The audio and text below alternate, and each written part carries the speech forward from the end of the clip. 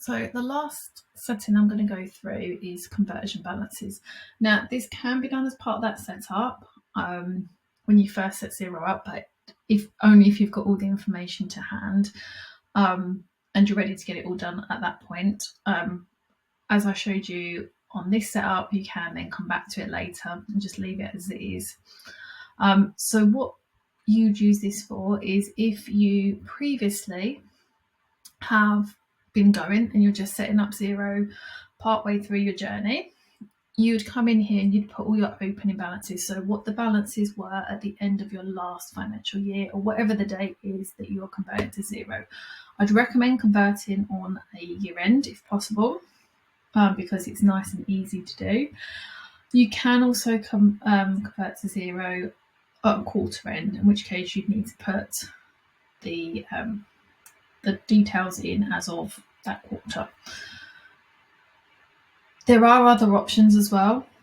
So if you've used Move My Books to convert from QuickBooks or Sage into Xero, then this will all have been done as part of that conversion. So this is just literally if you are setting Xero up from scratch, but you need to put your previous years in. So what you would have from your previous accountant, or what you'd have from your accountant for your previous year, you can ask them for what's called a trial balance. And that is a report that will have all the debits and all the credits as of that year end, and then you can convert that into here so you can see all the details. So what you'd do is you'd then have on that trial balance report, you'd have all the list of what you spent last year and what your purchases and what your sales were. You'd have all the balances for your balance sheet items, so your banks, your assets, what you owe and what you own. And then you transfer all that information into here. So you'd just pop in all the lines, and you'd put in all the details of what account it is. So sales type A, and it would be on there. So you'd have £100. See, I'm making this up. And then direct expenses. So this is make no profit whatsoever. But just to give you an example of what you'll have.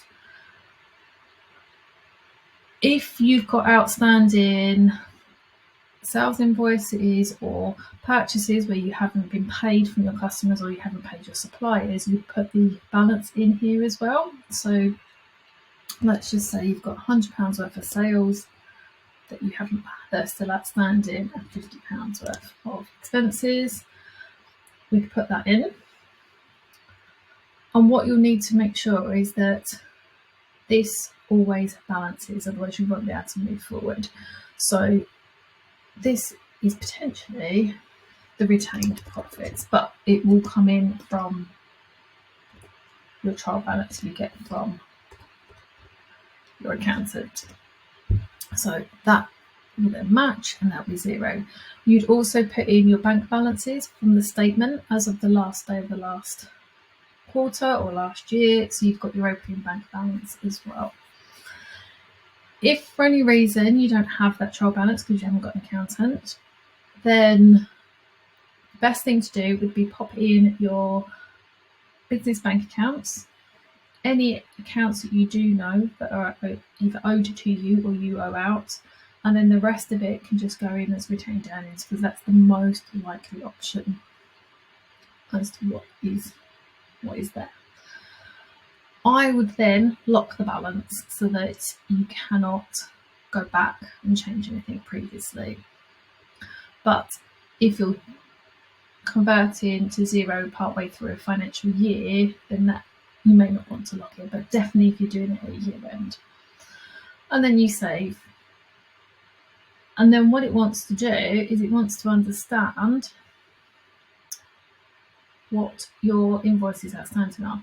Now, because this is a demo account, this isn't quite leading up because it's already got data in.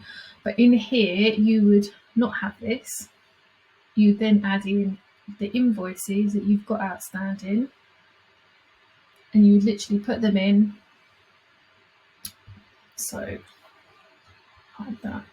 And put in customer A, the date. So first.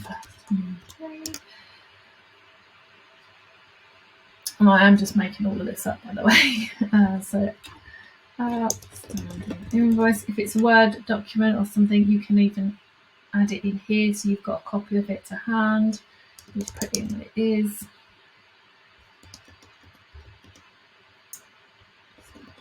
In this example, I'm literally just making it up so that it adds up. And you'd click save. And what would happen is, I don't actually want to avoid that, but I will for this. That wouldn't be there. Okay, it's not going to work. Okay, so that wouldn't be there. So that would then add up to £100, or all of yours would be on there, and it would add up to the amount outstanding.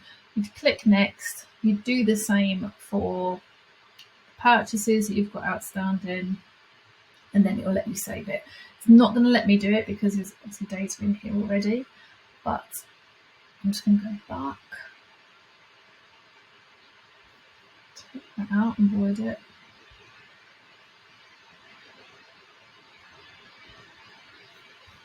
So no, it's not going to let me go ahead. Typical, always the way.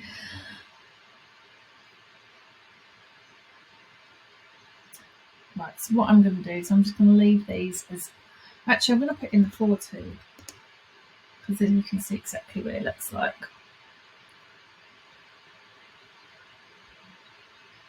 Let's take that out. That needs to be 8. Balance.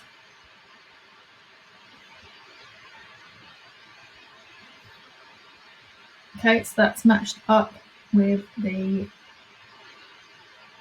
sales side. So now it's looking at the bills, and obviously it wants to do the same. So you'd follow the same process.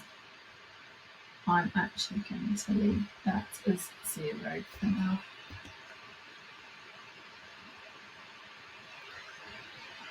Just that. I knew that's going to do it.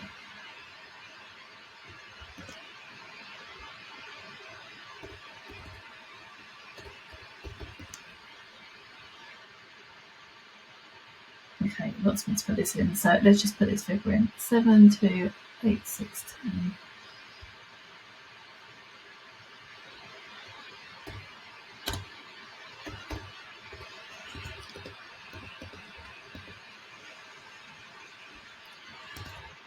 So this is good that you can see how it kind of all works. That now matches, so it is now saved it fully. So what it will do is it will take you through and it'll ask you to add in everything that matches to get to here, and then it will allow you to save. So that's how you add in conversion balances. If you wanted to add in comparative balances, so you've got some history, you can click on here and you can follow a similar process. So you can pop in the details for that year end and the next year end, and you can have, I believe, up to 3 prior years to compare to. If you need to change the conversion date, you can do it in here as well. So if you wanted to change it, you can pop that in there. So yeah, that's how you add in your conversion balances and any comparative balances as well.